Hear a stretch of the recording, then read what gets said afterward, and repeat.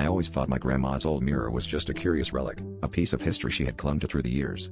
Its ornate frame, tarnished with age, seemed harmless enough until the day I noticed something unsettling. At first, I attributed the strange flickers to poor lighting in my cramped apartment, but then my reflection began moving on its own. It was subtle, a delayed wave, a blink too late, but it was enough to make my skin crawl. One evening, as I stood brushing my hair, my reflection paused, locked its eyes onto mine, and mouthed words I couldn't hear but somehow understood. "It's coming." I was shaken. I tried to convince myself it was a trick of my tired mind, yet the warning haunted me. Each night, the reflection grew bolder, its movements more deliberate and independent. I would catch glimpses of it out of the corner of my eye, sometimes pacing, other times pointing urgently to the darkness behind me. Sleep became impossible, as every creak of the floorboard seemed to echo with impending doom. The day I found a message scrawled across the mirror in what looked like condensation, I knew I couldn't ignore it any longer. "Don't turn around," it read, sending a chill down my spine. Desperate for answers, I reached out to a local historian who specialized in artifacts with peculiar histories.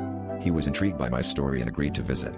As we stood before the mirror, I noticed his reflection didn't mimic his actions. It stood still, watching intently. The historian paled, muttering something about a dimensional rift and the mirror being a gateway. His words were cut short by my reflection, which suddenly pressed its hands against the glass, its face contorted in terror, mouthing the same warning, "It's here." In that moment, a shadowy figure materialized behind me in the reflection, its hand reaching for my shoulder. I turned to see nothing but felt a cold, suffocating presence envelop me.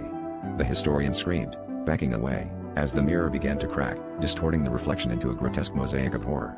I could hear my own voice, or perhaps it was the reflection's, whispering frantically, "Run." As I stumbled out of the room, the mirror shattered, releasing a deafening silence that left me breathless. The historian fled, leaving me alone with the shattered pieces of a reality I could never piece back together.